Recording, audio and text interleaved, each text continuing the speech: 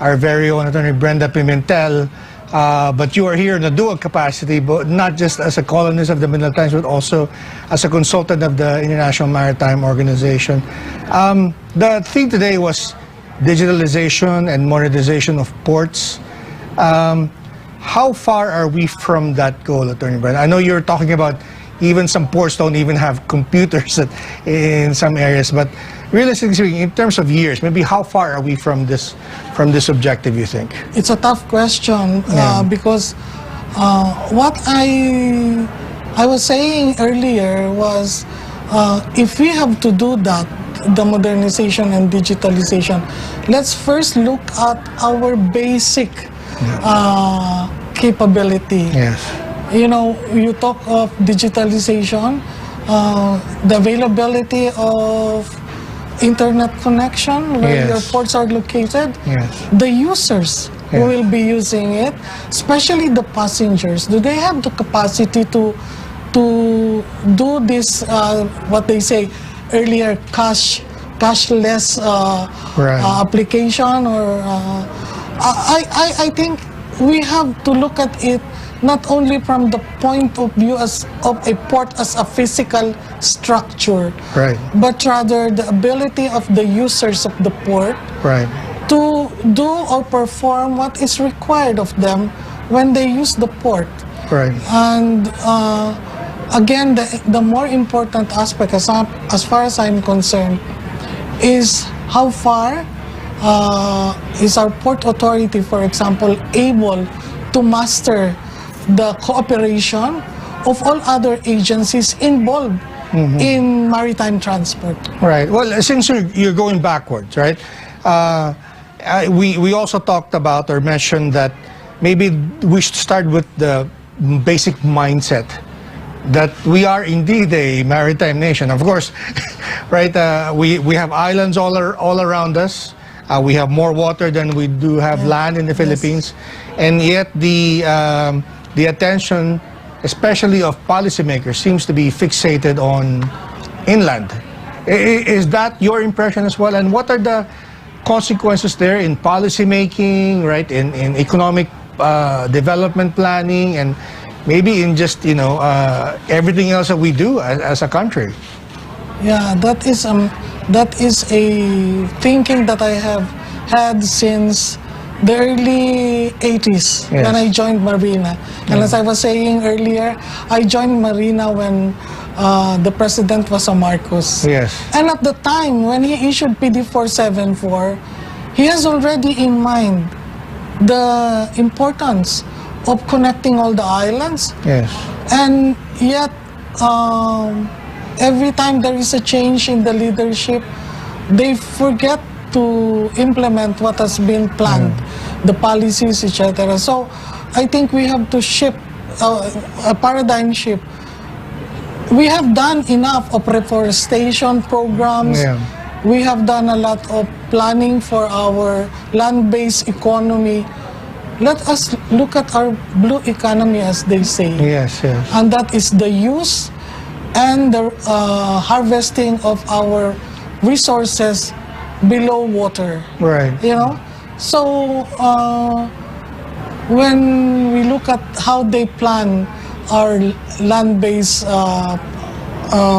policies, they forget that outside of the terrestrial territory, you go to sea. You know?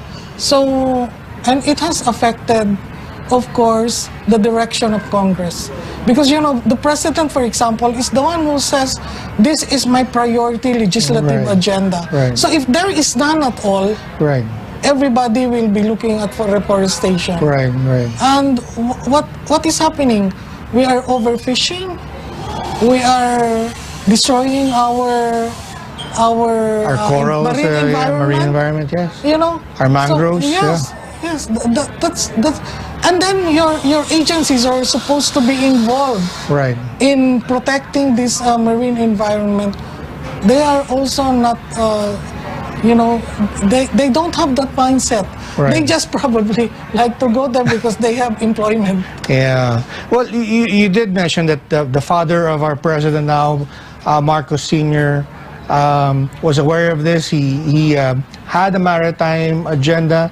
Yes. You know, and I think the last time you appeared on the show, you were calling on his son, now the incumbent president, maybe to come up with a new maritime agenda. What would be the key pillars of an effective maritime agenda, a relevant maritime agenda now? Because we talk about maritime sector, it's such a broad area, right? But what would be the key pillars of that new agenda that you would like to see?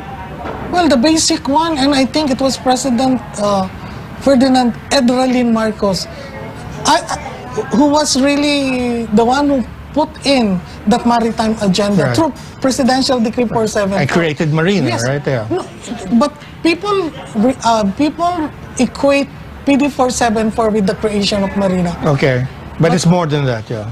But PD 474 actually is the maritime policy of the Philippines.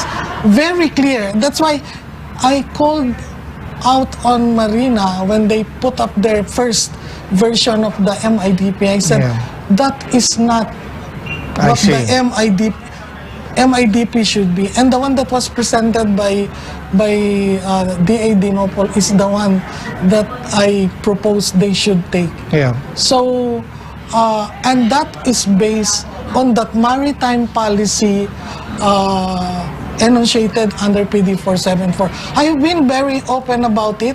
I've written it in the Manila Times, and I said, for me, the best maritime legislation done in the Philippines is PD 474. Everything is there. You just have to connect all the other legislation that you have to do based on PD 474, but that is not what has happened, because after President Edralin Marcos left, there were several other presidents. There are gaps, but the only one who really picked it up was President Ramos. So after that, it's lost in translation.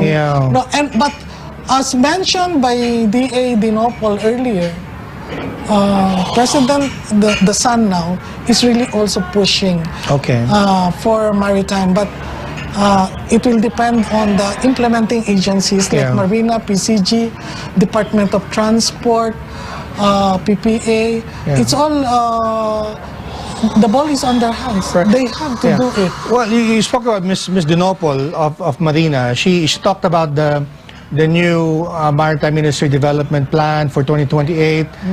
Is that what you wanted to hear in terms of maritime agenda, or is it greater than that, or it's a component of what you envision for the sector? The framework that she presented was the result of our discussions with Marina. I see. So they adopted, the original vision was to have an integrated maritime industry. And when I asked them, what do you mean by that?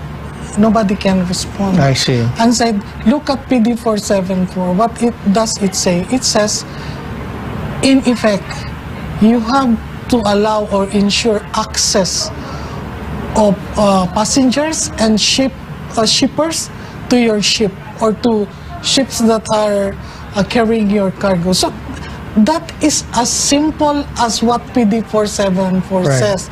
And that was the vision of President Edralin Marcos. Right. You were saying, and this is for the benefit of those who don't follow these issues very closely, you said that maritime should be more than just about seafarers. It's much broader than that. Could you elaborate for those, especially the policymakers, lawmakers in Congress who are tackling these issues? They may not be as well-informed or well-versed in these.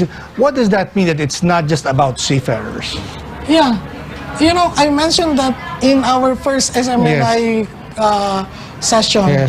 I said, seafarers are there because you have ships. It's not the other way around. You don't build ships because you have seafarers.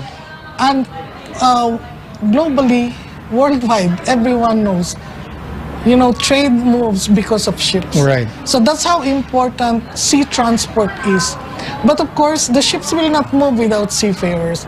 But if you look at it very closely, seafarers serve as necessary part of shipping. So I think we have to have ships first. So our mindset should be, how do we get ships in the country? How do we get to increase our Philippine fleet so that we are able to employ more seafarers? You know, now we are actually exporting seafarers to foreign flagships. If we have more ships, and you can do that, and they can work here. Yeah, you can do that first by expanding your fleet domestically. Right. But also you can do that if you improve your ship registry, which is involved in operating overseas. Yeah. You don't have to have those ships, Philippine flagships, come on Philippine ports. Right. They can be trading across all over the world. Yeah. But you have on board your Philippine ships trading overseas, Filipino seafarers. Yeah. Now you have, I think, 60% of Panamanian seafarers are Filipinos. Okay? So, but we always require that Philippine flagships should have 100% Filipino crew. And, so, and you were saying earlier that there's a lot of shipbuilding done in the Philippines, except that they don't contribute to the Philippine economy because they are built in peso zones, but they're really contributing to the economy of, let's say, the countries that own the shipyard or own the ships, right? The gross national product is what a country produces wherever it is. Yeah. Okay, so like Tunisia, they do build here, but the GNP, it is counted toward in the GNP. Yeah. But of course, your workers in the shipyards, they're that's into the one that's GDP on. It becomes GDP, gross domestic product, because they earn money. So it's not much. Yeah. So I think these are things that should be understood by us. Yeah. And I always still believe that the most potent tool of economic progress for the Philippines is the maritime industry. Yeah. Yeah. Well, my final point, you were saying that during the galleon trade, 80% of the ships that plied that route from Manila to Acapulco back in the day was made in the Philippines. Built in the Philippines. We you know, are we sort of trying to rediscover the lost glory of shipbuilding in the Philippines? Was that the point you were trying to make? In a way, or is much larger than that? In a way, you know, that's how we started being in the maritime. The first, well, we had, they say Pigapetta recorded that the first one who circumnavigated the world is actually a Filipino because he was in a galleon trade. Yeah. But we missed that part where the galleon trade vessels were built, many of them were built in the Philippines. And it is recorded. I don't have the book now, but I have found the book. I bought it from UP, and it's there. That ships are being built by shipbuilders or boat builders who were conscripted from Pampanga. Right. Yeah. So, and then, of course, you have heard about the Balanghay. Okay, I think the Balanghay is coming from Mindanao. But the galleon trade was really served by most vessels built in the Philippines by Filipinos. Fascinating piece of trivia and history, but also I think a guidepost for maybe mapping the future of the maritime sector. Yes, yes. Well, Attorney Brenda Pimentel, thank you again for your time. It's always a pleasure to have you in Business and Politics.